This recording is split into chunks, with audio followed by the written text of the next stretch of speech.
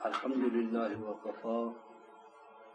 والصلاة والسلام علی عبادہ الذین اصطفی اما بعد فاعوذ باللہ السمیع العلیم من الشیطان الرجیم بسم اللہ الرحمن الرحیم۔ رفقائے محترم، آج 15 رمضان المبارک ہے اور ترجمانی کے حوالے سے ہم سورہ النساء آیت نمبر 24 سے چلیں گے، اور یہ آیت نمبر 24 تسلسل ہے کل والی بحث کا۔ بحث ہے محرمات، کون کون سے رشتے جو ہیں وہ حرام ہیں، کن کن رشتوں سے نکاح کرنا جو ہے وہ حرام ہے،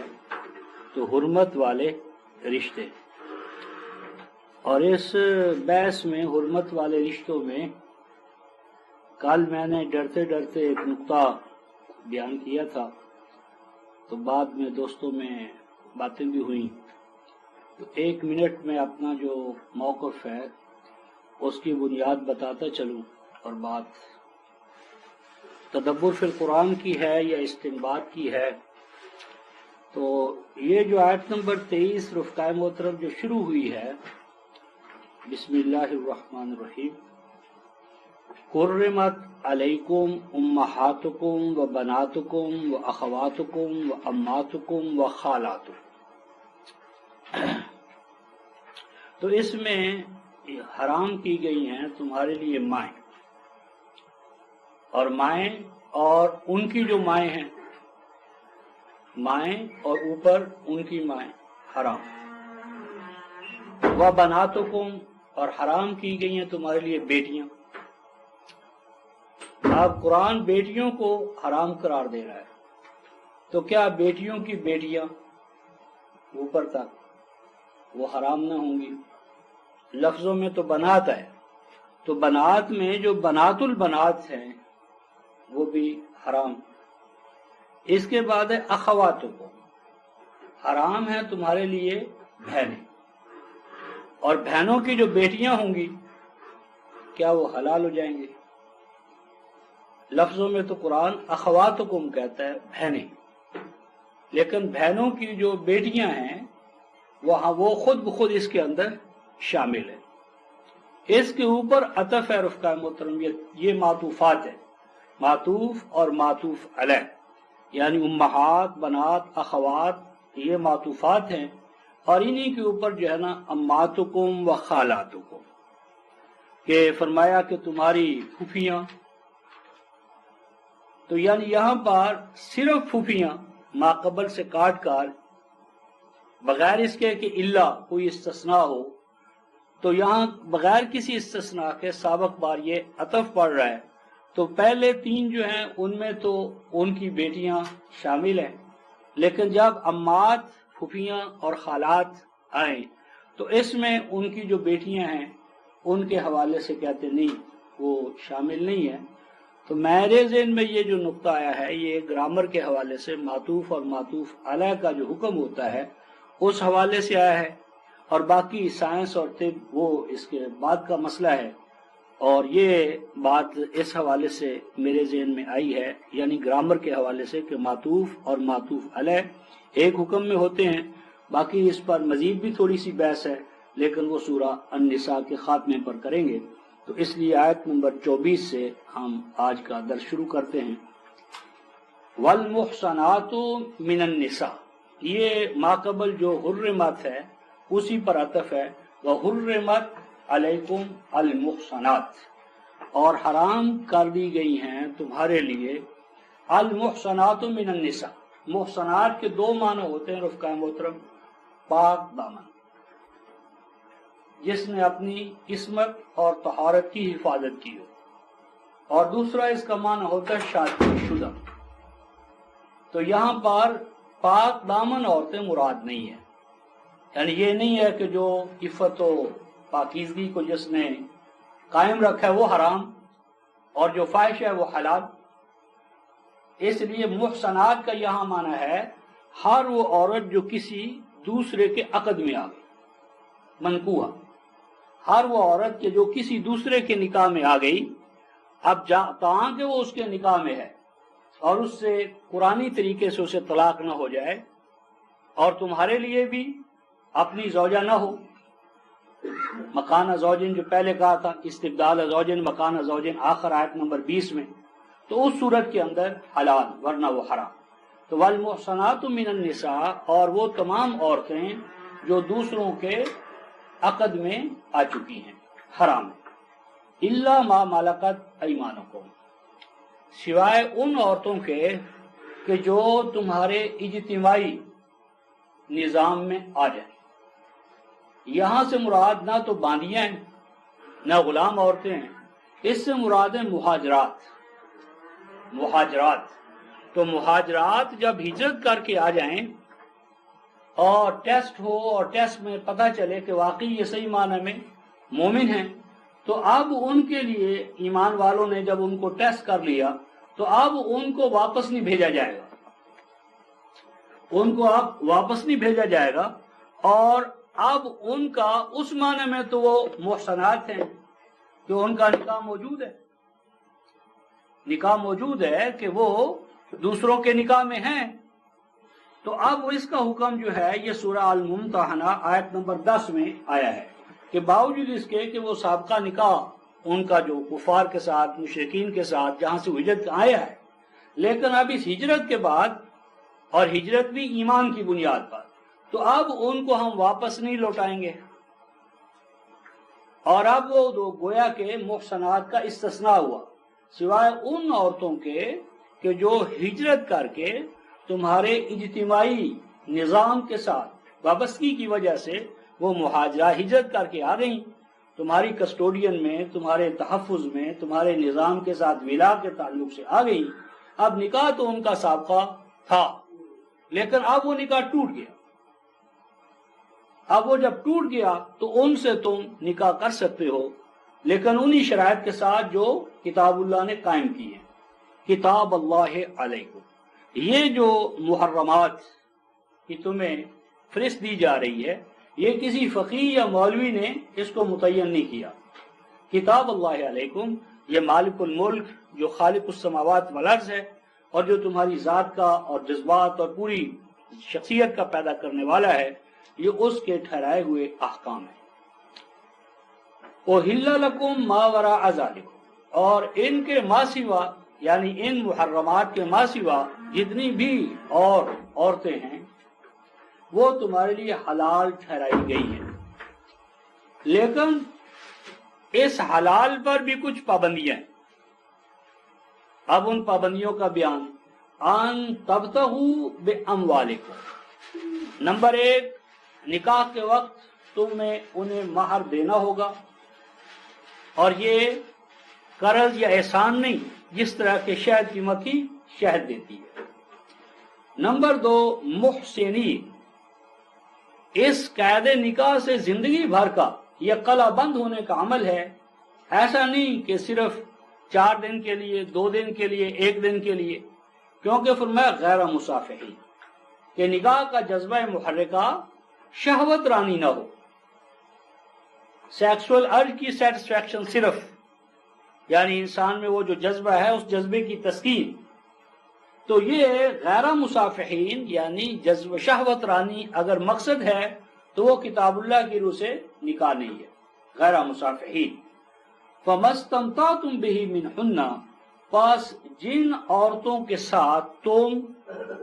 زندگی گزارنا چاہو، یہ جو استمتاع ہے اس کا معنی بھی گڑبڑ کر دیا ہے، کرتے ہیں کہ جن سے تم جنسی لذت اٹھانا چاہو، تو یہ جنسی لذت 100% غلط یعنی ہے تصور۔ اصل میں پوری حیات دنیا جو ہے 40/39 کی روح سے کل حیات دنیا جو اسے قرآن متاع کہتا ہے، متاع، اور اسی طرح عورتیں جو ہیں ان کو 3:14 کے اندر متاع الحیات دنیا، عورتیں، بچے، زینت و زیبائش، یہ کل کی کل جو ہے، تو استمتاع کا معنی ہے اپنے آپ کو حیات دنیا کا جو رہن سہن ہے، یعنی گھر آبادی، کہ جس کے ذریعے تم اپنے آپ کو گھر آبادی کا اہل بنانا چاہو،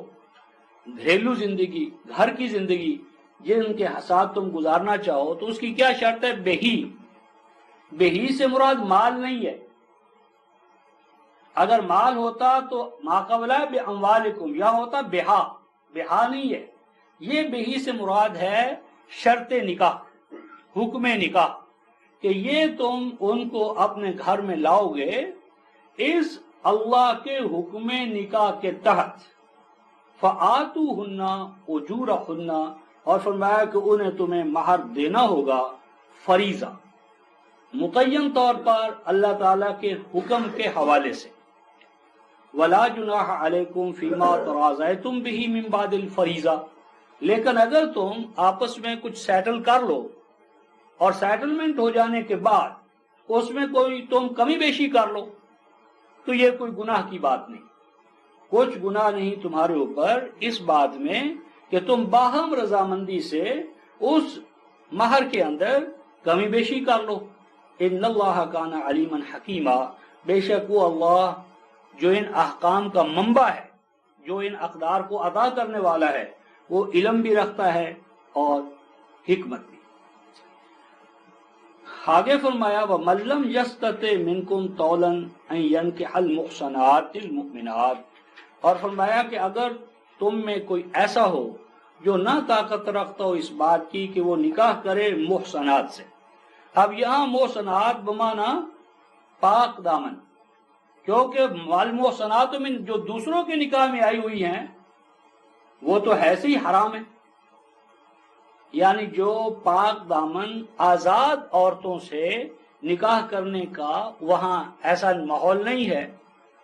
یا اس میں ایسے حالات نہیں ہیں، تو اس صورت میں فَمِمَّا مَلَكَتْ أَيْمَانُكُمْ مِنْ فَتَيَاتِكُمُ الْمُؤْمِنَاتِ، تو اس صورت کے اندر وہ ان عورتوں سے نکاح کرے جو تمہاری تحویل میں آ چکی ہیں،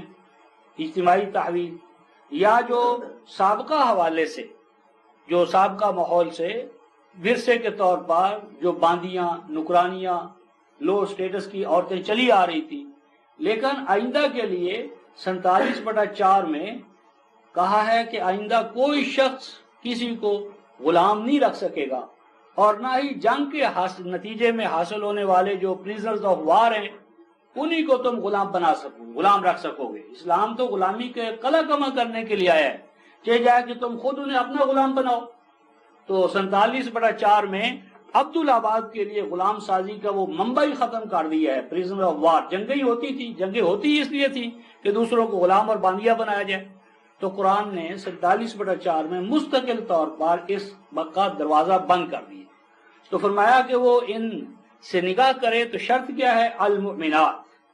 وہ مشرکہ نہ ہو. واللہ عالم بایمانکم، اور فرمایا کہ اگر ایسا ہو جائے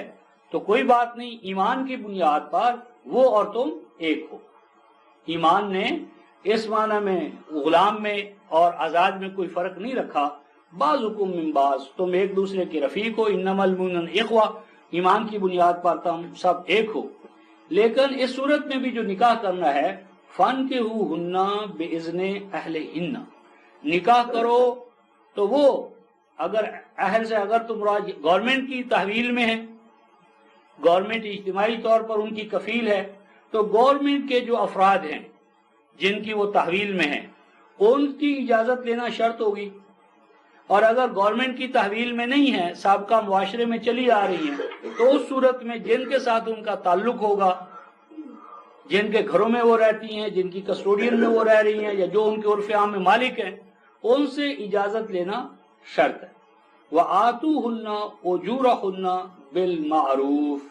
اور انہیں بھی مہر دینا اپنی حیثیت کے مطابق واجب ہوگا. اور یہ جو نکاح ہے، فرمایا محصنات غیر مصافحات ولا متخذات اخدان، ان کو بھی یہ بات سمجھا دو کہ یہ زندگی بھر کا عہد ہے اور شہوت رانی مقصود نہیں، اور نہ ہی یہ تعلقات پوشیدہ رہنے چاہیے. یعنی میاں بیوی کا تعلق پوشیدگی میں نہ ہو، اس کو پبلکلی اناؤنس کیا جائے. آگے ارشاد فرمایا فَإِذَا أُحْسِنَّ، اور جب یہ فتياتكم المؤمنات یا ما ملکت یمینک، یہ جب عقد نکاح میں آ جائیں، یعنی جب یہ بیویاں بن جائیں، فَإِنْ عَتَيْنَا بِفَاحِشَةٍ، پھر اگر ان سے وہ فعل سرزد ہو جسے قرآن فاحشہ کہتا ہے، جس کا ایک پہلو زنا ہے، تو فَعَلَيْهِنَّ نِصْفُ مَا عَلَى الْمُحْصَنَاتِ، تو ان کو نصف سزا دی جائے گی زنا کی، اس کا نصف کہ جو ان جیسے فعل کے عمل میں یا ایکشن میں کہ جب وہ آزاد عورتوں سے سرزد ہو. آزاد عورتوں کو جو اس حوالے سے سزا ہے اس کا ان کو نصف سزا. تو یہ جو سورہ نور ہے رفقا محترم، اس میں جو زنا کی سزا ہے 100 جلدہ، 100 جلدہ، 100 درے، اور وہ قرآن اس کا نصف کہہ رہا ہے ان کے لیے. اس کا مطلب ہے کہ زنا کی سزا رجم نہیں ہے، زنا کی سزا رجم نہیں ہے، مارنا نہیں ہے، کیونکہ رجم ہو تو رجم کا تو نصف ہو ہی نہیں سکتا. یعنی یہاں ایک ہی ایکٹ ہے، اگر وہ باندی سے سرزد ہو تو نصف سزا ہے، آزاد عورت سے سرزد ہو تو پوری سزا ہے. تو رجم کی نفی ہوگی کہ رجم سے مراد جان سے مارنا نہیں ہے، پتھر مار مار کر اسے ہلاک کرنا نہیں ہے. یہ پھر سورہ نور میں ہم دیکھیں گے. دوسری بات یہ ہے 24/1-2، اور اسی طرح قرآن حکیم نے رفقا محترم یہ کہا ہے 33/30 کہ اگر یہی فعل فاحشہ کا خدا نخواستہ بفرض محال نبی کی بیویوں سے سرزد ہو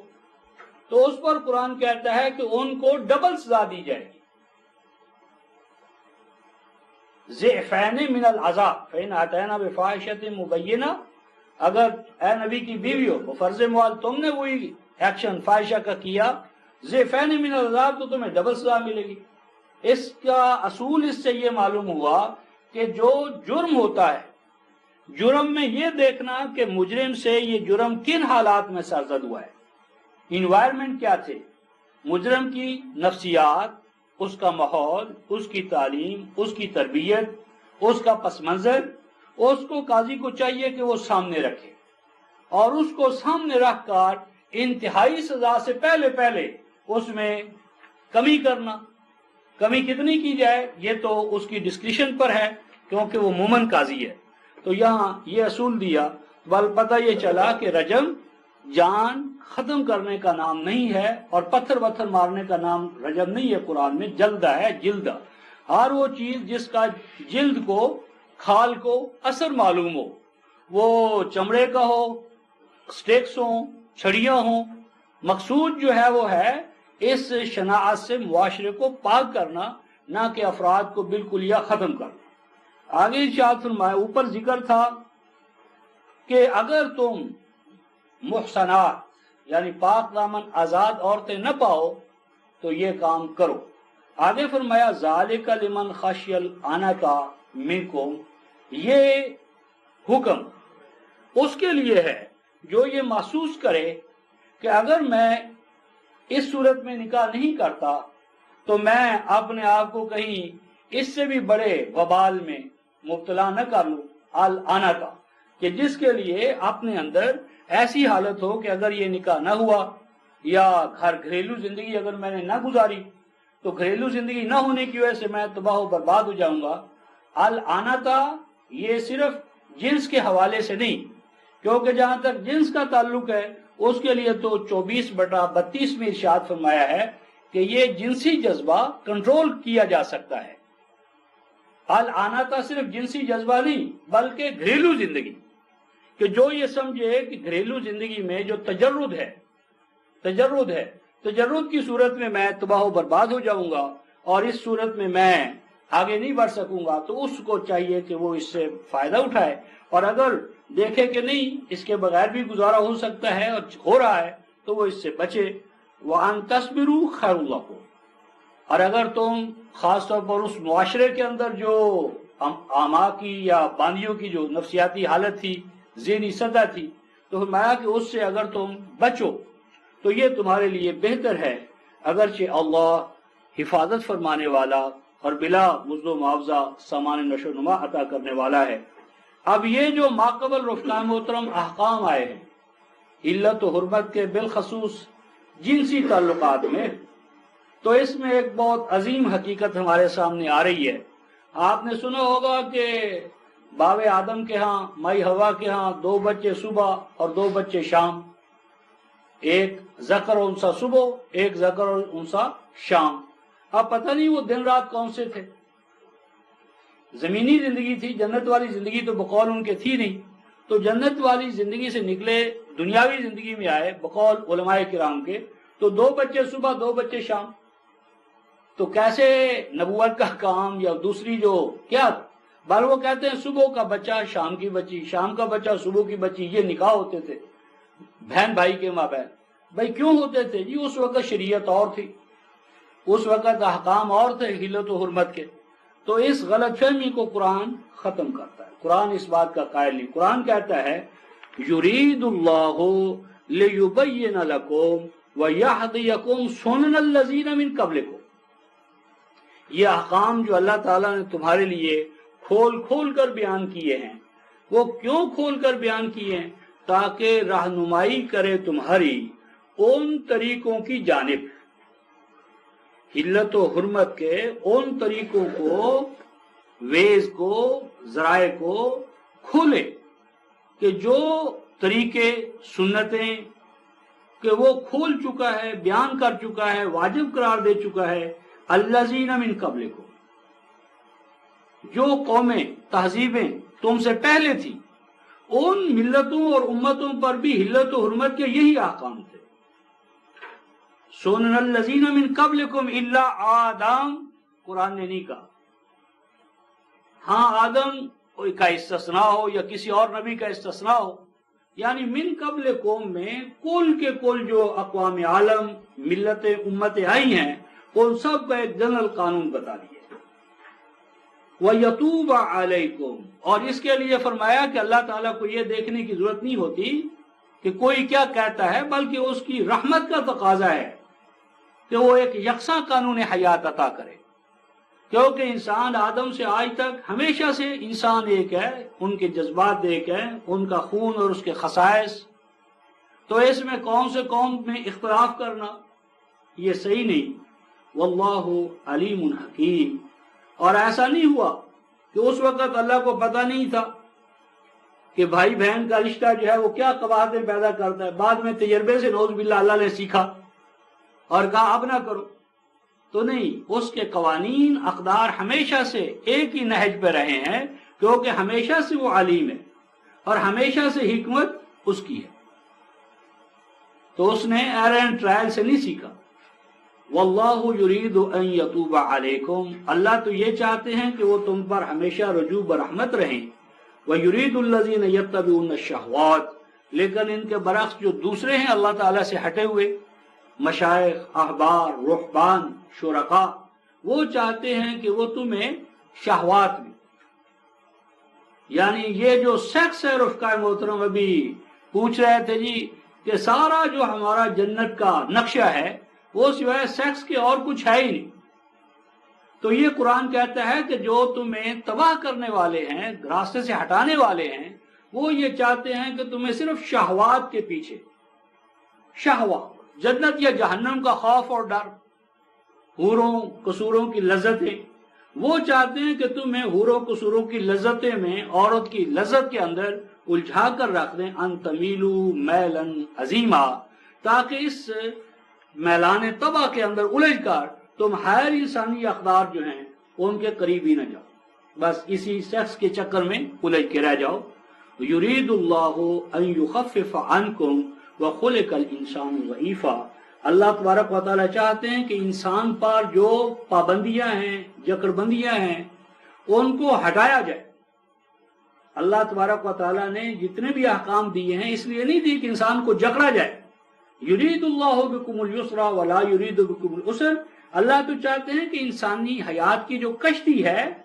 وہ اپنے زور دروں سے آگے بڑھے،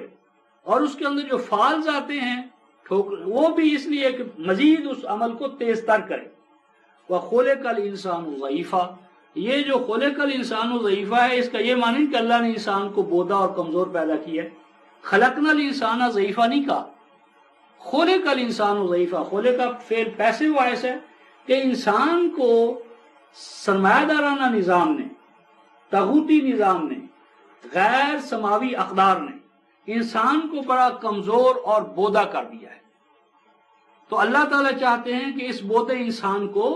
اس کے راستے کی جو مشکلات ہیں ان کو دور کیا جائے تاکہ اس میں استقامت آئے، ثبات آئے، استحکام آئے اور یہ اپنے پاؤں پر کھڑا ہو صحیح معنی میں اور آگے بڑھے۔ اب یہ جو انسان کو کمزور کر دیا جا رہا ہے، کیا گیا ہے،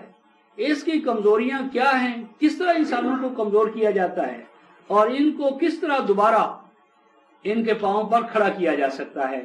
تو خلق الانسان ضعیفہ، جس طرح میں بارہ کہتا ہوں کہ یہ ہر بعد والے کے لیے پچھلی آیت یا مجموعہ آیت میں کوئی ایک آیت ہوتی ہے جو بیج ہوتی ہے،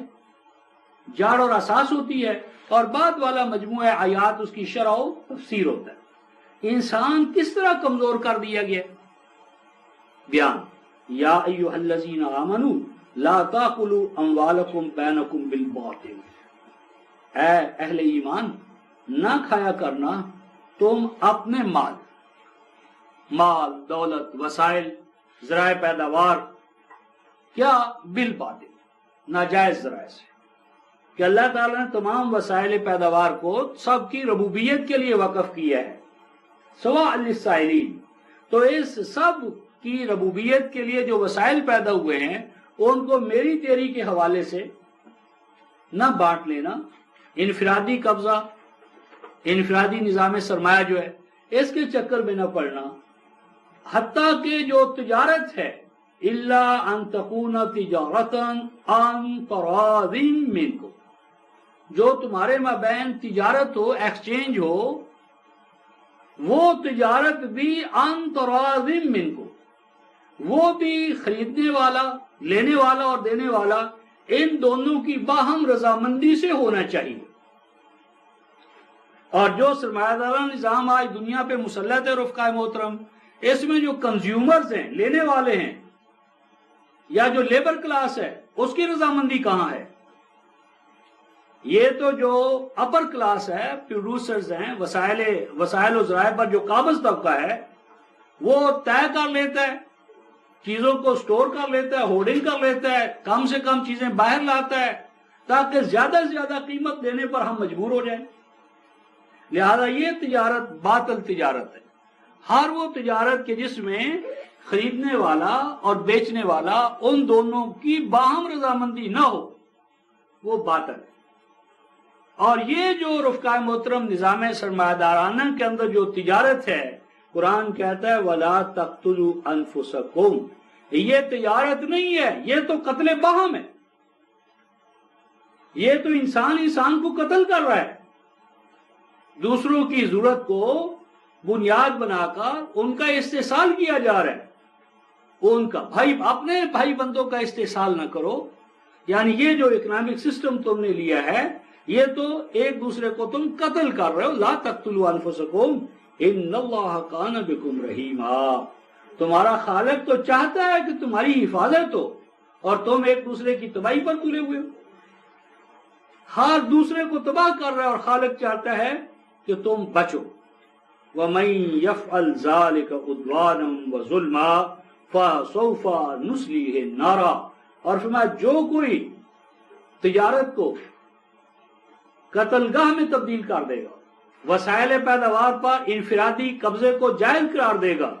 حدود شکن ہوگا، جو عدوانہ جو کوئی کام کرے گا اقدار الہی پر چڑھائی کرتے ہوئے، وظلم، اور دوسروں کو کمزور کرتے ہوئے، فسوف نصلیہ نارا، تو وہ یہ نہ سمجھے کہ وہ کوئی فلاح کے جھولے جھولے گا، اس کا انجام کیا ہے؟ رقابت، حسد، عداوت، لینے والا دینے والا دونوں جو ہیں وہ ایک عداوت ہے، آگ ہے، دشمنی ہے، دوستی، مودت، مواخات، سوالی پیدا نہیں ہوتا۔ وَكَانَ ذَلِكَ عَلَى اللَّهِ يَسِيرًا، اور اللہ کے لیے ایسا قانون قبل از وقت بنا دینا یہ بہت آسان تھا۔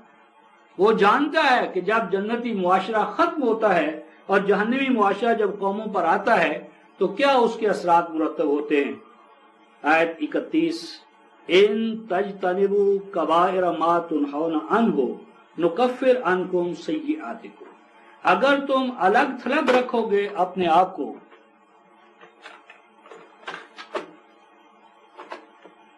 अगर अलग थलग तुम रखोगे अपने आप को उन बड़ी नाफरमानियों से, कबायर बड़ी नाफरमानियों से कि जिनसे हम तुम्हें रोक रहे, नुकफ्फिर अन्कुम सय्यिआतिकुम, तो जो छोटी छोटी इनफरादी दायरे में जो गलतियां होती है उनके तवाज़ुन शिकन असरात से हम तुम्हारी हिफाजत दाखिल किए रखेंगे। और ऊपर जो रफ़क़ाए मोहतरम आया था कि तिजारत करना, तो तिजारत जद्दोजहद है। अब कोई कम जद्दोजहद करेगा, कोई ज्यादा जद्दोजहद करेगा। इसी तरह ज़कर और उनसा, कि अगर औरतें जो हैं उनसे हम घरेलू काम करवाएंगे, मसलन बच्चों की परवरिश, और मर्द बैरूनी जिंदगी में जाएगा, तो वसाइल पैदावार को जो काम में लाना है वो एक गिरोह कम करेगा, दूसरा ज्यादा। तो इससे लाज़मी बात है कि कुछ कमाने के हवाले से जो उसका महसल है उसकी कमी बेशी होगी। तो इसलिए हुक्म होता है वला ततमन्नौ मा फद्दलल्लाहु बिही बाज़कुम अला बाज़, फरमाया कि ललचाई हुई नजरों से ना देखना इस बात को कि तुम में से एक फरीक आगे बढ़ गया है बनिस्बत उसके, बनिस्बत दूसरे के। अब यहां जो रफ़क़ा मोहतरम एक फरीक का आगे बढ़ जाना और दूसरे का पीछे रह जाना है, इसका ये माना नहीं कि ये नेचुरल है, फितरती है, लिहाजा ये बरकरार रखा जाए। इस ज़िमन में सूरा अन-नहल उसकी आयत नंबर 71, 16/71, उसमें फरमाया है कि जो आगे बढ़ जाएं उनका ये काम नहीं है कि वो तमाम आगे बढ़ जाने के नताइज को अपनी और अपनी आल औलाद के लिए महफूज कर लें, और जो कमजोर रह गए उनको अपना गुलाम बना लें, मोहताज बना लें, और उनकी इस हाजतमंदी से नाजायज फायदा उठाएं जो सरमायादाराना निजाम करता है। तो 1671 में फरमाया फमल्लज़ीन फुद्दिलू बिराद्दी रिज़्क़िहिम अला मा मलकत ऐमानुहुम फहुम फ़ीहि सवा अफ़ बिनिअमतिल्लाहि यजहदून, कि जो आगे बढ़ गए हैं उनका फर्ज है कि वो आगे बढ़े हुए माल से उनको और अपने साथ शामिल करें, उठा लें, मुसावात का निजाम लाएं। जिस तरह रब रब्बुल आलमीन है तो मुसावाती निजाम को चाहिए कि वो उसको कायम रखें और ज्यादा से ज्यादा दूसरों की रबूबियत करने को अपने लिए फजीलत समझे, यानी दूसरों को सहारा देना, दूसरों के काम आना, दूसरों की जरूरियात को पूरा करना ये फजीलत है, और दूसरों को भूखा मारना ये अज़ाब इलाही को दावत देना है। इसी ज़िमन में फरमाया लिर्रिजाले नसीबुम मिम्मक्तसबू वलिन्निसाए नसीबुम मिम्मक्तसब। ये भी रफ़क़ाए मोहतरम 1400 साल पहले भी मसला था, आज भी यही मसला है, ज़माना जहलियत में भी यही मसला था कि औरत को हक के मलकियत नहीं था। आप अगर यूरोप की तारीख पढ़े, फ्रांस और बरतानिया की, तो कब औरत को हक मलकियत मिला है? तारीख दानों से पूछे। कुरान ने कहा लिर्रिजाल नसीबुम मिम्मक्तसबू, कि जो कसब, जो तिजारत, जो जद्दोजहद मर्द करें उस पर हक मलकियत उनका होगा। वलिन्निसाए नसीबुम मिम्मक्तसबना, और जो जद्दोजहद, इक्तिसादी जद्दोजहद, इक्तिसादी मुआशी जद्दोजहद जो औरतें करेंगी उस पर उनकी मलकियत होगी। अब अगर रफ़क़ाए मोहतरम आपके मुआशरे में औरत को बाहर निकलने का हक नहीं है, उसने बुरका ओढ़े रखना है, तो वो इक्तिसादी जद्दोजहद क्या करेगी, तिजारत क्या करेगी, वो वसाइल पैदावार से फायदा क्या उठाएगी? तो ये जो लिन्निसाए नसीबुम मिम्मक्तसब, ये कुरान का न सिर्फ निज़ाम मईशत का एक अहम असूल है, इससे कुरान की मुआशरत भी सामने आती है कि कुरान के अंदर इंसान की दोनों सिनफें जो है, नौ इंसानी की दोनों सिनफें, वो इक्तिसादी जद्दोजहद करने का बराबर हक रखती हैं। न सिर्फ बराबर हक रखती हैं बल्कि जो जद्दोजहद का हासिल होगा वो मर्द को हक हासिल नहीं है कि वो औरत के जद्दोजहद के नताइज और समराज को अपने खाते में डाले, यानी बस मेरे बैंक बैलेंस में करा वरना तो मैं ये कर दूंगा, ये गलत बात है। तो यहाँ मजहबी पेशवाई तो डंडी मारी है। इक्तिसाब औरतों का एक कार्य जो नेकी करे, تو عورتوں کا نیکی کار بھی اور مردوں کا اقتصادی جدوجہد کار بھی ہے، تو یہ ڈنڈی ماری ہے۔ وَاسْأَلُوا اللَّهَ مِنْ فَضْلِهِ، فرمایا کہ دونوں گروہوں کو چاہیے کہ وہ اللہ تعالیٰ کے جو وسائل پیداوار ہیں، فضل سے مراد ہے وسائل پیداوار، کائنات کی سطح پر جو پھیلے ہوئے ہیں، ذکر اور انثیٰ دونوں ان سے بھرپور طریقے سے فیضیاب ہو۔ ان اللہ کان بکل شیء علیما، اللہ تمہیں یہ حکم اس لیے دے رہا ہے، وہ آئرن ٹرائل سے نہیں سیکھ رہا، جس طرح انسان یورپ کے تجربے سے یہ بات آئی ہے، کل کو ایک نیا تجربہ کریں گے تو نیا قانون بنا لیں گے۔ قانون کی اندر پائیداری، اس کی عالمگیریت اور اس کا ہمیشہ سے مستحکم ہونا، یہ معاشرے کو مستحکم کرتا ہے۔ اور تو اگر قانون ہی ویورنگ ہے، آج کل کل کچھ، تو اس سے وہ اعتماد اور تقدس اور یقین کی کیفیت جو ہے اطاعت اور اتباع میں پیدا نہیں ہوتی۔ تو بے شک ہے لوگوں، جو تمہیں یہ قانون دے رہا ہے وہ اللہ، وہ ہر چیز کا پہلے سے علم رکھنے والا ہے۔ آپ جس طرح ماقبل حق اقتصاد دیا ذکر اور انثیٰ دونوں کو، تو اب اسی حوالے سے ارشاد فرمایا جا رہا ہے وَلِكُلٍّ جَعَلْنَا مَوَالِيَ مِمَّا تَرَكَ الْوَالِدَانِ وَالْأَقْرَبُونَ، اب ذکر اور انثیٰ دونوں مالک ہیں اپنی اپنی کمائی کے، اس لیے فرمایا جا رہا ہے کہ ہم نے ہر ایک کے لیے مال کو حاصل کرنے والے وارث ٹھہرا دیے ہیں، عورتوں کے لیے بھی مرد کے لیے بھی، دونوں کسب میں بھی برابر ہیں اور حق میراث میں بھی، کہ جو چھوڑ مرے اس میں سے کہ جو چھوڑیں ان کے والدین یا قریبی رشتہ دار۔ یہ جو یہاں تک ہے یہ ہے نسب کے حوالے سے، نسب، اور اسی کے ساتھ عہد پہلے میاں بیوی والا وہ گزر چکا ہے۔ اب اس کے ساتھ قرآن ایک اور شکل آتا ہے والذین عقدت ایمانکم فآتوہم نصیبہم ان اللہ کان علی کل شیء شہیدا۔ ایک تو ورثہ ہے رفقا محترم جو نسب کی بنیاد پر ملتا ہے یا عہد کی بنیاد پر، جس طرح میاں بیوی کا ہے۔ اس کے ساتھ قرآن ایک اور شکل آتا ہے اور وہ یہ ہے، اور ان کو بھی دو، ان کو بھی ہم نے وارث قرار دیا ہے کہ جو تم ان کے ساتھ ایک معاہدہ کرتے ہو، عقد کرتے ہو، ایگریمنٹ کرتے ہو،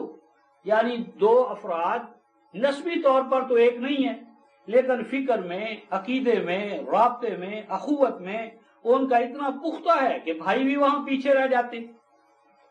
نسبی تعلقات بھی وہاں پیچھے رہ جاتے ہیں۔ تو فرمایا کہ جن کے ساتھ تم ایگریمنٹ کرو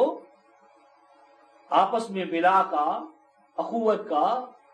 اور عقیدے نے تمہیں جوڑ دیا، تو ان کو بھی تم فآتو ہو نصیبہ ہو، تو ان کو بھی ان کا وہ حصہ دو جو تم ان کے ساتھ طے کر لو۔ ان اللہ کان علی کل شیء شہیدا، بے شک اللہ ہر معاملے کا براہ راست نگران۔ تو وہ یہ جانتا ہے کہ نہ صرف انسان کی نسب بلکہ اس کے ساتھ فکر اور عقیدہ یہ بھی انسان کے جوڑنے میں اہم ترین عنصر ہے، لہذا اس کا احترام کرنا اور اس کے حقوق کی ادائیگی کرنا یہ بھی لازم ہے۔ اب چونکہ ماقبل رفقا محترم ذکر اور انثیٰ کے حوالے سے بات ہوئی تھی، تو اب تمدنی حوالے سے، عائلی زندگی کے حوالے سے ایک اور بات ارشاد فرمائی جا رہی ہے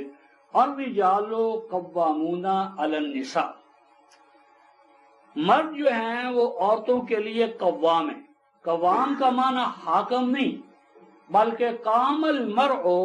قام الرجل علی المرء اے اعطاہ خبزہ وما یتعلق، یعنی مرد کا عورت کے لیے قوام ہونا یہ ہے اس کو نان و نفقہ دینا۔ عائلی زندگی کے حوالے سے نان و نفقہ کی ذمہ داری مرد پر عائد کی گئی ہے، تو قوام کا معنی ہے ضروریات زندگی کو فراہم کرنے والا۔ تو فرمایا کہ بما فضل اللہ بعضهم علی بعض، بوجہ اس کے کہ اللہ تبارک و تعالی بڑا ہوا پاتے ہیں ایک کو دوسرے پر، یعنی اس کی عائلی زندگی کے اندر مثلا اس نے بچے کا جو جننے کا عمل ہے تو یہ سارے اگر اس کے اوپر ہے تو حق اقتصاب کا پہلا فریضہ مرد پر، تو مرد اس حوالے سے وہ ادا کرے وَبِمَا أَنفَقُوا، اور بوجہ اس کے کہ انفاق کی ذمہ داری ڈالی گئی ہے مردوں پر کہ وہ انفاق کریں اپنے اموال میں سے۔ فالصالحات قانتات حافظات للغیب بما حفظ اللہ، پس صلاحیت بخش اعمال انجام دینے والی خواتین قانتات ہوتی ہیں۔ قانتا کا پہلے معنی آ گیا سقاؤن کنیت، ایسا مشکیزہ کہ جو پانی سے بھرا ہوا ہو لیکن جہاں ضرورت ہو اس کو بہایا جائے اور جہاں ضرورت نہ ہو اس کا ہر قطرہ محفوظ رکھا جائے۔ تو قانتات کا معنی ہے گھر کی حفاظت میں، اس کی رکھوالی میں، اس کی تعلیم میں، اس کی تربیت میں بھرپور طریقے سے فرائض و واجبات کو انجام دینے والی، حافظات للغیب، اور جن چیزوں کی حفاظت گھریلو تقاضے کے تحت ان پر عائد کی گئی ہو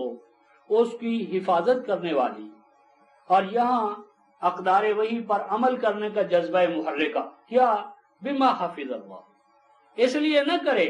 کہ یہ وہ خامن کو راضی کرنے کے لیے یا معاشرے کو راضی کرنے کے لیے نہیں، بما حفظ اللہ، ان اقدار پر عمل کرنے کا جذبہ محرکہ کیا ہے کہ یہ اقدار تمہارے مالک خالق کے متعین کردہ ہیں، یعنی جہاں خامد بھی نہیں دیکھ رہا، معاشرہ بھی نہیں دیکھ رہا، باپ بھی نہیں دیکھ رہا، تو وہاں تمہارا خالق تمہارا نگران جو ہے، یہ احکام اقدار اس کے ہیں، اس کی رضا کے لیے اور اس کے اقدار کے ساتھ ہم آہنگی کے حوالے سے عورتوں کو چاہیے کہ وہ ان اقدار پر عمل درآمد کریں۔ اب ریاست کو، ریاستی ارباب بست و کشاد کو حکم ہوتا ہے واللاتی تخافون نشوزہن، اور اے لوگو، اے امت اسلامیہ کے حکمرانوں، اگر تمہیں پہنچائی جائے بات، خدشہ، خطرہ، شکایت، تخافون نشوزہن، کہ کچھ عورتوں نے اپنے اس ایگریمنٹ کو توڑا ہے۔ ناشازہ کا معنی نافرمانی نہیں، ناشازہ جو ہے یہ 58/11 یہ ضد میں ہے تفسق کے، تو ایک ہے حکم کی تعمیل میں آگے بڑھنا، کشاد کی راہ پر چلنا، اور ایک ہے حکم کی تعمیل کی بجائے عدم تعمیل کی وجہ سے راستے میں الجھنیں پیدا کرنا، کمزوریاں پیدا کرنا اور تنگدستیاں پیدا کرنا۔ تو وہ کہ جن کے بارے میں تمہیں شکایت ہو کہ ان کا طرز عمل اس ایگریمنٹ کو کہ جو میاں بیوی نے کیا ہے اس کو کما حق پورا کرنے والا نہیں بلکہ اس کے راستے میں آبسٹیکلز کھڑی کرنے والا ہے، فَإِذُوهُنَّ، تو ان کو تم سمجھاؤ کہ ایگریمنٹ کر لینے کے بعد یہ رویہ صحیح، وَاحْجُرُوهُنَّ فِي الْمَضَاجِعِ، اور تم ان کے خاندوں کو یہ حکم دو کہ وہ کچھ عرصہ ان سے علیحدگی اختیار کریں جنسی ترغیبات، کہ اگر ان کے اندر وفاداری ہوگی تو وہ محسوس کریں گی کہ یہ کیوں ہو گیا۔ اور آگے ہے وَضْرِبُوهُنَّ، وَضْرِبُوهُنَّ کا معنی جو ہے عام ترجمہ کر دو اور ان کو مارا کرو، غلط ہے۔ ہم کہتے ہیں کہ یہ جو خوابگاہوں کی علیحدگی ہے ان کی وجوہ اور اسباب سے انہیں آگاہ کیا کرو۔ ضربہ کا معنی اگر مارنا ہے تو بیان کرنا بھی ہے۔ خود قرآن حکیم نے 13/17 کے اندر، 16:112 کے اندر اور قرآن کے 38 مقامات ہیں کہ جن میں ضرب بمانا بیان کرنا ہے۔ مراد یہاں پر یہ ہے کہ یہ جو خوابگاہوں کی علیحدگی ہے اس کو تم اس انداز میں نہ رکھو کہ خوابیدہ رہے، پوشیدہ رہے، پتہ ہی نہ چلے، تو تم اس کے وجوہ اور اسباب اس کا مذاکرہ کیا کرو، بیان کیا کرو۔ فَإِنْ أَطَعْنَ لَكُمْ، اور اگر ڈائلاگز میں، تکلم میں وہ غلط فہمی دور ہو جائے، فَلَا تَبْتَغُوا عَلَيْهِنَّ سَبِيلًا، تو ماضی کے رویے کو بنیاد بنا کر آئندہ ان پر چڑھائی نہ کرنا۔ یعنی اگر ماضی میں کسی غلط فہمی کی بنیاد پر ان کا کوئی طرز عمل تمہارے ساتھ سازگار نہ رہا، پھر وہ افہام و تفہیم سے مسئلہ صاف ہو گیا، تو ہم ماضی کو ذہن میں رکھ کر آئندہ کے لیے انتقامی کارروائی کا ہم یہ رویہ اختیار کریں گے، ایسا نہ کرنا۔ ان اللہ کان علیٰ کبیرا، اگر تمہیں یہ خیال آ گیا ہے کہ ہم بڑے ہیں تو اپنی بڑائی کے خناس کو نکالو، کیونکہ بڑا تو اللہ ہے جو تمہارا خالق ہے، اور اس کا قانون اور اس کی عطا کردہ اقدار تم سے بھی بڑی ہے۔ تو اپنی بڑائی کے خناس میں نہ مبتلا ہونا، تمہارے اوپر اصل بڑا تو تمہارا اللہ ہے جو صحیح معنی میں بلند ہے اور صحیح معنی میں کبریائی کا مالک ہے۔ 35 آیت وَإِنْ خِفْتُمْ شِقَاقَ بَيْنِهِمَا، اور اے ارباب بسط و کشاد اگر تم محسوس کرو کہ ان کے مابین اپنی سطح پر یہ معاملہ حل نہیں ہو رہا بلکہ یہ پھٹن اور شگاف پھیلتا چلا جا رہا ہے، پھر کیا کرو؟ فَبَعْثُوا حَكَمًا مِّنْ أَهْلِهِ وَحَكَمًا مِّنْ أَهْلِهَا، جو میں نے پہلے بقرہ میں عرض کیا تھا کہ یہ نکاح و طلاق صرف دو افراد کا معاملہ نہیں ہے، یہ پبلک کا اور ریاست کا معاملہ بھی ہے بنیادی طور پر۔ تو آپ فرمایا کہ اگر میاں بیوی کے مابین ہم آہنگی نہ رہے، پھٹن اور شگاف ہو جائے، تو اس کو پورا کس طرح کرو؟ یہ نہیں طلاق طلاق طلاق کہہ کر بس، یہ کرو فَبَعْثُوا حَكَمًا مِّنْ أَهْلِهِ وَحَكَمًا مِّنْ أَهْلِهَا، تو بھیجا کرو حکم خامن کی جانب سے اور زوجہ کی جانب سے، اور یہاں ان کو حکم کا ہے، حکم تبھی ہوں گے جب ان کے پاس حکمرانی ہوگی، حق حکمرانی، اور حق حکمرانی ہوگا جب وہ حکومت کی طرف سے مقرر کیے جائیں گے، یعنی اس میں حکومت انوالو ہے۔ ان یریدا اصلاحا یوفق اللہ بینہما، اور یہ جو ثالث ہے، ثالثی کونسل ہے، ان کے ارکان کو چاہیے کہ وہ جوڑ کی سیاست، ان کا مقصود توڑنا نہ ہو، جدا کرنا نہ ہو، غلط فہمیاں دور کرنا ہو۔ اگر وہ اس ارادے سے آئیں گے یوفق اللہ بینہما، تو ان کے لیے ہم آہنگی کے راستے کھلتے چلے جائیں گے۔ ان اللہ کان علیما خبیرا، بے شک جو حکم یہ تمہیں دے رہا ہے وہ صحیح معنی میں علیم اور صحیح معنی میں اندر کی جو پوشیدہ باتیں ہیں ان کا بھی براہ راست علم رکھنے والا ہے۔ اب جس طرح رفقائے محترم سورہ النساء کا آغاز ہوا تھا تقوی سے، اقدار وحی کے ساتھ ہم آہنگی اور وہ رشتے جو نسب اور عقیدے سے پیدا ہوتے ہیں ان سب کو پروان چڑھانا۔ اب اس ضمن میں آیت 36 میں ان تقوی اور ان اقدار وحی کا راس العقیدہ جو ہے یا بنیاد اور اساس جو ہے اس کا حکم یوں ہوتا ہے کہ وَعْبُدُ اللَّهَ، کہ حق حکمرانی صرف اللہ کو ہے، تمہارا صرف ایک حاکم ہے اور وہ اللہ، تم صرف ایک اللہ کے محکوم ہو، نہ اس معنی میں نبی کے، نہ ولی کے، نہ کسی شیخ یا مرشد کے، اور اللہ کا حکمرانی 615 اور 16 کی روح سے اس کی کتاب کے پاس ہے، پاس کتاب الہی کو حاکم اور باقی ہر چیز کو محکوم۔ وَلَا تُشْرِكُوا بِهِ شَيْئًا،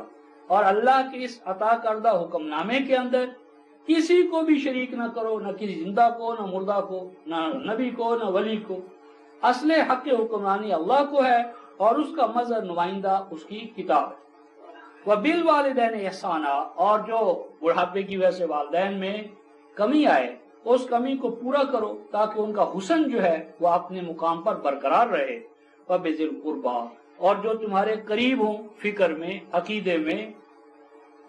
رابطے میں، ان کے حسن و جمال کو بھی پورا کرو۔ اور وہ جو افراد تنہا رہ گئے، کٹ گئے،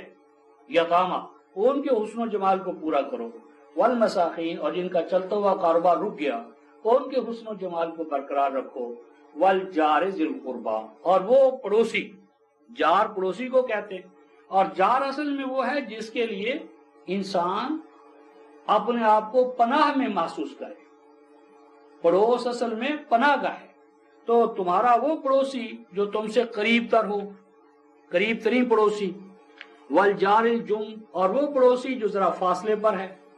یا باہر سے آنے والا، یعنی ایک مستقل طور پر جو تمہارے پاس رہ رہا ہے اور ایک عارضی طور پر مرکز سے تمہارے پاس آ گیا تمہارے پڑوس میں، تمہاری حفاظت میں۔ اور اسی طرح والصاحب بالجنب، تمہارا کلاس میں ساتھی، تمہارا کمرے کا ساتھی،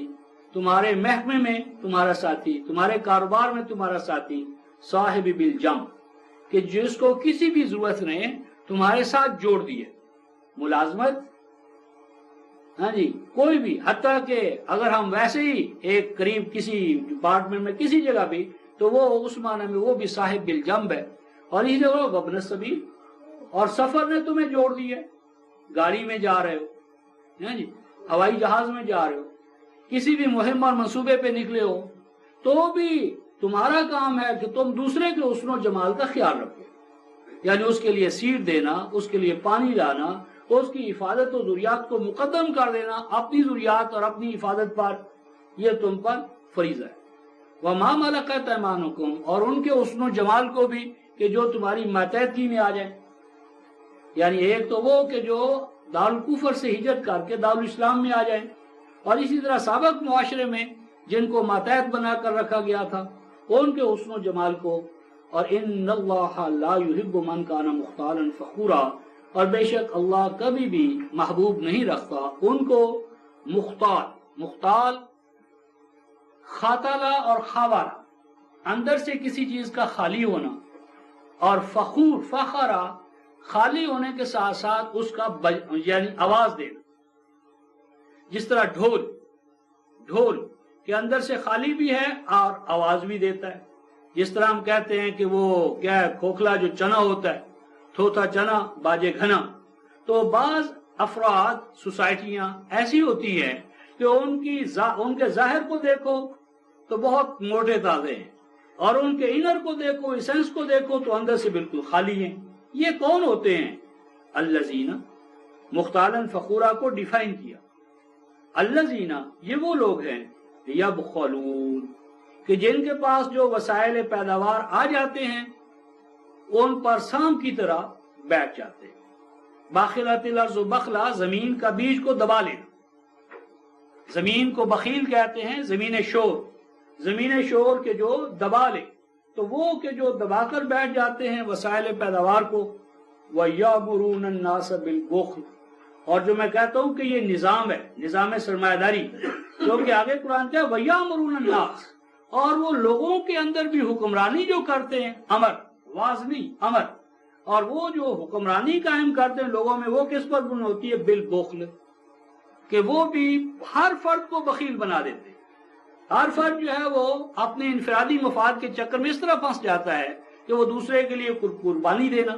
سیکریفائس کرنا، ہر آدمی اپنے خوف میں بند ہے، خوف ہے کہ اگر میں دوسروں کے کام آؤں گا تو میرے ساتھ کیا ہوگا۔ تو فرمایا نہ صرف وہ خود سرمایہ پرستی میں ڈوبے ہوئے ہیں بلکہ انہوں نے اجتماعی نظام بھی بخل کی بنیاد پر قائم کیا ہوا ہے۔ اس کا نتیجہ کیا نکلتا ہے؟ وَيَكْتُمُونَ مَا آتَاهُمُ اللَّهُ مِنْ فَضْلِهِ، جو وسائل پیداوار، جو صلاحیتیں، جو ہنر ان کے پاس آ جاتا ہے اس کو چھپائے رکھتے ہیں اپنی ذات کے لیے۔ آگے قرآن کہتا ہے رفقا محترم، اعتدنا للکافرین عذابا مہینا، اللہ کہتے ہیں کہ یہ کافر ہیں، اور ایسے کافروں کے لیے ہم نے غلامی کو، محکومی کو، محتاجی کو، اور اگر وہ غلام اور محکوم نہیں ہے تو عداوت اور عناد تو ہے ہی، حاکم و محکوم کے مابین، چھوٹے اور بڑے کے مابین، اجیر اور آجر کے مابین کنٹراڈکشن، تضادات، انٹاگونزم، یہ عذاب تو ہے ہی۔ تو اب ان کی ضد میں جو دوسرے لوگ ہیں ان کا ذکر ہے، یہ جو یعنی انفاق بھی کرتے ہیں تو انفاق کس طرح کرتے ہیں؟ والذین ينفقون اموالهم رئاء الناس، فرمایا کہ اگر یہ کچھ خرچ بھی کرتے ہیں تو اس لیے نہیں خرچ کرتے کہ دوسروں کی فلاح ہو، بلکہ رئاء الناس، لوگوں کو دکھانے کے لیے، یعنی جو خیرات کرتے بھی ہیں تو ٹی وی کے سامنے نمائش کرنے کے لیے، اور دوسروں کی عزت جو ہے ان کے پاس تھوڑی بہت اس کو بھی ضائع کرنے کے لیے۔ ولا یؤمنون باللہ ولا بالیوم الآخر، نہ ان کا اللہ پر ایمان اور نہ مقافات عمل پر ان کا ایمان۔ ومن یکن الشیطان له قرینا وساء قرینا، فرمایا کہ اگر انہوں نے بنا لیا شیطان کو، یعنی انفرادی مفاد پرستی کا جو جذبہ ہے، اسے اپنا ساتھی، یعنی وہ ان کے ساتھ لازمی ہو گیا، یعنی کوئی وقت ایسا نہیں آتا کہ جس میں انفرادی مفاد پرستی کا جذبہ جو ہے وہ ان کو چھوڑ دے۔ فساء قرینا، اور انفرادی مفاد پرستی کا جذبہ جس میں بھی آ گیا اس میں توازن نہیں رہ سکتا، بیلنسڈ پرسنالٹی ہو ہی نہیں سکتی اس سرمایہ دارانہ نظام میں۔ ہر آدمی جو ہے وہ کشمکش میں ہے، ہر آدمی افراط و تفریط کے چکر میں ہے۔ فرمایا کیا ہی اچھا ہوتا، وہ ماذا علیہم، اور ان کو کیا تکلیف ہوتی، لو آمنوا باللہ والیوم الآخر، کہ اگر یہ ایمان اللہ کے ساتھ توحید کے حوالے سے اور اس کی کتاب کی حاکمیت کے حوالے سے ایمان لے آتے، والیوم الآخر، اور مکافات عمل کو تسلیم کر لیتے، وانفقوا مما رزقهم اللہ، اور جو وسائل پیداوار، صلاحیتیں، ہنر اللہ نے ان کو عطا کیا تھا اسے سب کے لیے کھلا رکھ، سب کے لیے کھلا رکھتے، سب کی حفاظت ہوتی، سب کی نشو نما ہوتی اور سب خوف اور حزن سے آزاد ہو جاتے۔ وَقَانَ اللَّهُ بِهِمْ عَلِيمًا، اور جو اللہ یہ حکم دے رہا ہے وہ کوئی اجنبی اور بیگانہ نہیں ہے، وہ تو ان کا خالق ہے۔ وہ خالق جانتا ہے کہ ان کی نیچر کیا ہے، اس کے تقاضے کیا ہیں، اور وہ تقاضے بہتر طور پر کیسے پیدا ہوں گے۔ کیوں؟ ان اللہ لا یظلم مثقال ذرہ، اللہ یعنی کوئی مشین مین جو ہوتا ہے، کیا وہ اپنی مشین پر جبر کر سکتا ہے، ظلم کر سکتا ہے؟ کیونکہ اگر وہ مشین مین ہے تو وہ ایک ایک پرزے سے، کل سے اور اس کے اندر اور باہر سے واقف ہوتا ہے۔ تو جب انسان مشین ساز ہو کر مشین کے ہر کل پرزے سے واقف ہو کر اس کی کارکردگی کو ڈٹرمن کرتا ہے، تو کیا جو مالک الملک ہے، خلاق فطرت ہے، وہ جو احکام دے گا اس میں کوئی دوسری بات ہوگی؟ ان اللہ لا یظلم مثقال ذرہ، تیرا رب بے شک اللہ نہیں ظلم کرتا، کوئی غلط بات، غلط حکم دیتا، مثقال ذرہ، ذرہ برابر ناممکن ہے۔ بلکہ اس کا تو قانون یہ ہے وَإِن تَكُ حَسَنَةٌ يُضَاعِفْهَا، وہ تو چھوٹے سے معمولی سے حسن کو اور بڑھاتا چلا جاتا ہے، حسین کو حسین تر کرتا چلا جاتا ہے۔ خود انسان اپنے آپ کو دیکھے کہ ایک خردبینی ذرہ، اس کی نشو نما جب اس اپنی وہ ربوبیت سے کرتا ہے تو اس کو کیا سے کیا بنا دیتا ہے۔ وَيُؤْتِ مِن لَّدُنْهُ أَجْرًا عَظِيمًا، اور جو بھی اس کے قانون پر چلتا ہے، حسن پیدا کرنے والے قانون پر، تو وہ صرف اس کی جدوجہد کا پھل ہی نہیں دیتا بلکہ اپنی طرف سے اس پر مزید اپنے فضل سے اس کو اور زیادہ ریوارڈ دیتا ہے۔ فرمایا فَكَيْفَ إِذَا جِئْنَا مِن كُلِّ أُمَّةٍ بِشَهِيدٍ، فرمایا وہ دور کیا دور ہوگا، فَكَيْفَ یعنی آخر کار انسان ایرر اینڈ ٹرائل سے اس نظام ربوبیت کی طرف آ کر رہے گا۔ اور اے رسول، آج جو ان یہود نے، نصارہ نے اور قبائل نے عداوت و اناد کی وجہ سے یہ سرمایہ دار نظام پر عداوت اور اناد پیدا کر دیا، یہ بھی گزر جائے گا۔ فَكَيْفَ وہ کیا دور ہوگا، کیا حالت ہوگی، اِذْ جِئْنَا مِن كُلِّ أُمَّةٍ بِشَهِيدٍ، کہ جب ہر گروہ سے ہم اپنے اس نظام کے گواہ، اس کے حقائق کو بیان کرنے والے، اس کے فضائل کو بیان کرنے والے کھڑے کریں گے۔ وَجِئْنَا بِكَ عَلَىٰ هَٰؤُلَاءِ شَهِيدًا، اور آپ مرکز ملت ہونے کے ناطے سے ان سب کے اوپر گواہ ٹھہریں گے۔ تو اس دور میں نظام ربوبیت کا قیام ہوگا اور ہر فرد جو ہے وہ نظام ربوبیت کی اسٹیبلشمنٹ کے لیے اپنے آپ کو وقف کر دے گا۔ یومئذ یود الذین کفروا وعصوا الرسول لو تسوی بهم الارض، اور فرمایا کہ وہ دن وہ ہوگا کہ جس دن جنہوں نے اس نظام کا انکار کیا ہوگا اور رسول کی نافرمانی پر جنہوں نے کمر بستگی جو ہے اختیار کی ہوگی،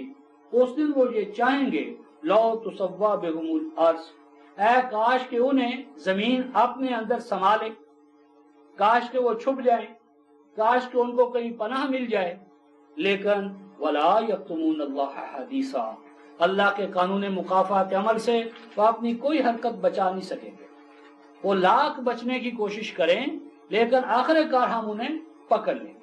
21/13-14 میں ارشاد فرمایا ہے کہ وہ گھوڑوں کو ایڑیاں لگائیں گے کہ بھاگ جائیں محاسبے سے، لیکن ان کو پکڑا جائے گا اور ان کو کہا جائے گا لوٹ آؤ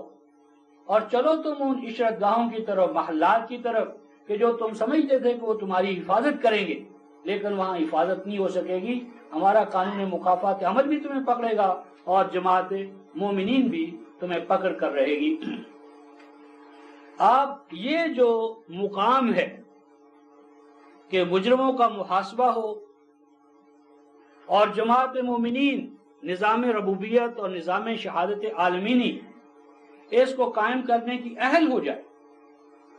اس کے لیے رفقائے محترم کوئی ہنگامی بات نہیں ہو سکتی، ہنگاموں سے قوموں کی تربیت نہیں ہوتی، اس کے لیے ایک نظام چاہیے، اس کے لیے نظام چاہیے، تربیتی کورس چاہیے، تربیتی ادارہ چاہیے جہاں افراد سازی کا یہ سارا نظام چلے۔ اور وہ جو افراد سازی کا نظام ہے اس کو قرآن حکیم نے 10